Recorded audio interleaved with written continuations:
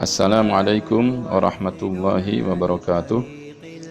Alhamdulillahirabbil alamin. Allahumma sholli ala sayyidina Muhammadin wa ala alihi wa ashabihi ajma'in. Jumpa lagi di Ulul Albab Channel, dan di konten kali ini kami ingin mengomentari atau membahas orang yang sedang viral saat ini, yang sedang terkenal, ya, namun terkenalnya bukan karena prestasinya ataupun karena kebaikannya, akan tetapi karena perbuatannya, karena pernyataannya yang sangat luar biasa, bisa memecah belah persatuan umat beragama, yang bisa membuat gaduh, yaitu orang yang bernama Saifuddin Ibrahim. Katanya dia ini seorang murtadin, dan di dalam akun YouTube-nya ia menuduh ada 300 ayat di dalam Al-Quran yang menjadi sumber radikalisme katanya. Dan kalau tidak salah di konten yang lain ia juga mengatakan 300 ayat tersebut menyinggung atau menyakiti orang-orang Kristen dan orang-orang Yahudi. Bahkan ia juga mengatakan bahwa pesantren itu adalah sumber teroris, cikal bakal teroris. Bahkan lucunya dia meminta Menteri Agama merevisi atau menghapus 300 ayat tersebut. Nah, bagi yang belum tahu beritanya, mungkin di sini kita akan tampilkan cuplikan videonya. Untuk apa takut untuk mengatakan masalah azan itu urusan Menteri Agama? Kenapa rakyat marah? Nggak usah takut, dan jangan mundur sedikit pun dengan kaum kadrun itu, kaum Islam Sontoloyo itu, Pak. Saya dukung sekali. Bahkan jangan sekedar mengatur suara azan, atur juga kurikulum yang ada di madrasah, sanawiyah, aliyah, sampai perguruan tinggi. Karena sumber kekacauan itu adalah dari kurikulum yang tidak benar. Bahkan kurikulum di pesantren, Pak, jangan takut untuk dirombak. Bapak periksa, ganti guru-gurunya karena pesantren itu melahirkan kaum radikal semua. Seperti saya ini dulu radikal, karena saya belajar di pesantren. Saya mengajar di pesantren Zaitun Indramayu. Itu pusat teroris itu, Pak. Tapi teroris yang kelas berdasi ya di pesantren Az-Zaitun. Saya gurunya dan saya mengerti.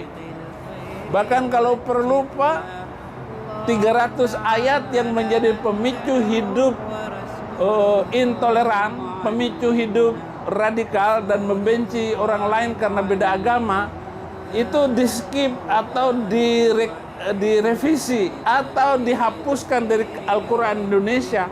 Ini sangat berbahaya sekali. Nah, itulah videonya.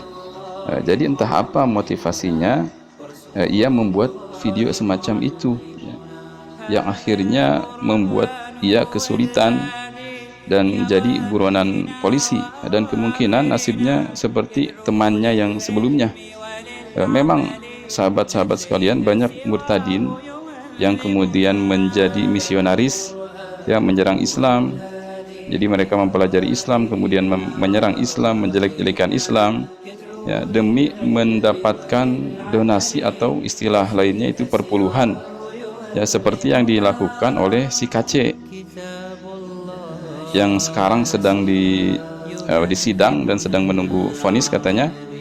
Jadi semakin brutal mereka menyerang atau menghujat Islam, maka semakin banyak transferan atau donasi yang mereka peroleh.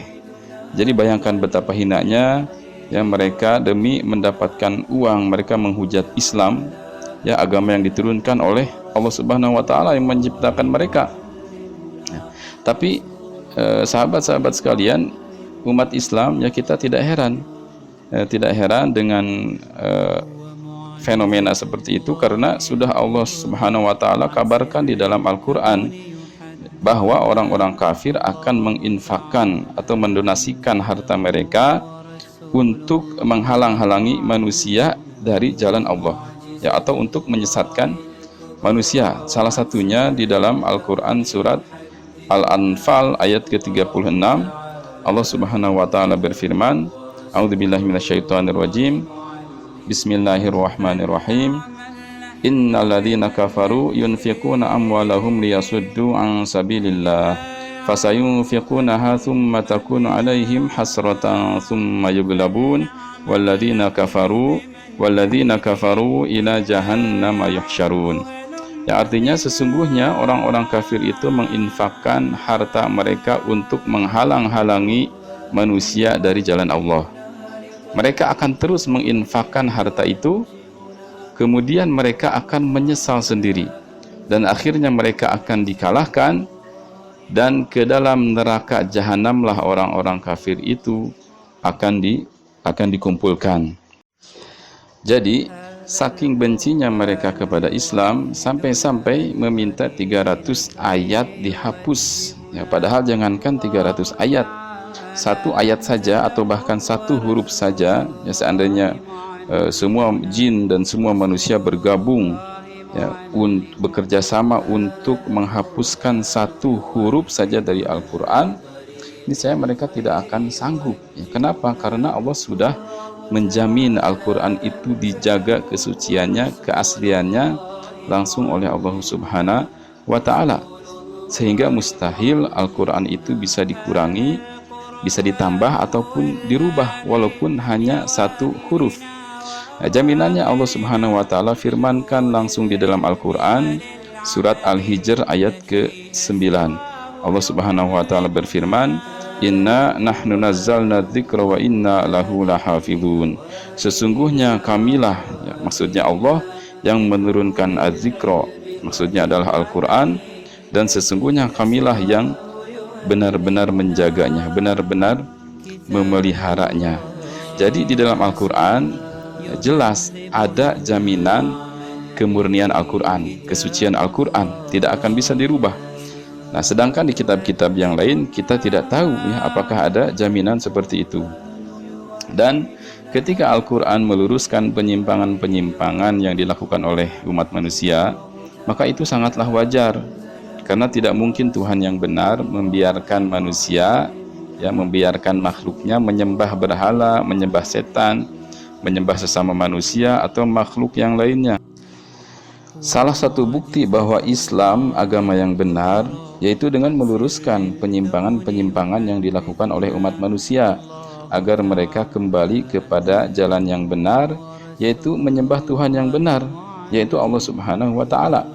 Dan apabila sebagian manusia tetap tidak mau beriman kepada Allah dan sudah disampaikan kepada mereka bukti-bukti kebenaran Islam, maka di akhirat mereka tidak bisa beralasan, tidak bisa mengelak dari pertanggungjawaban.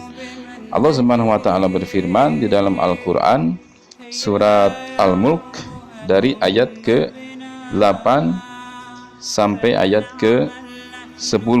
Nah, Allah Subhanahu wa ta'ala berfirman, Kullama ulqiya fiha faujun sa'alahum khazanatuha alam ya'tikum nadhir qalu bala qad ja'ana nadhirun fakadzabna wa qulna ma nazzalallahu min syai'in in antum illa fi dhalalin kabir.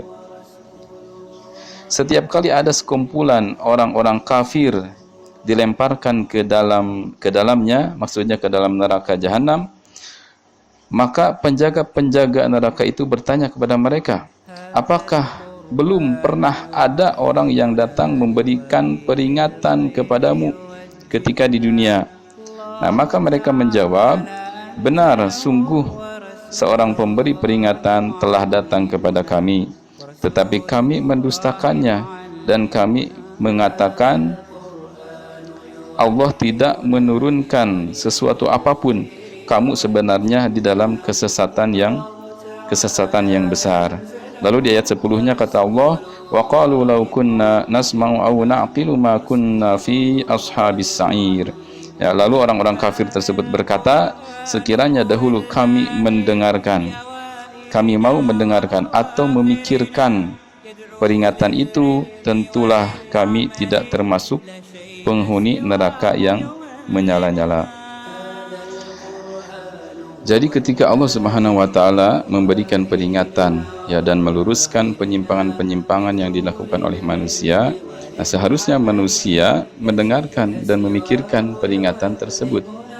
Dan kalaupun mereka tetap tidak mau percaya, ya tetap tidak mau beriman, tidak perlu juga ya seperti yang dilakukan oleh Saifuddin Ibrahim meminta, ya tidak perlu juga meminta ayat-ayat peringatan tersebut dihapus ya, karena kenapa harus tersinggung kalau memang mereka tidak mengimaninya.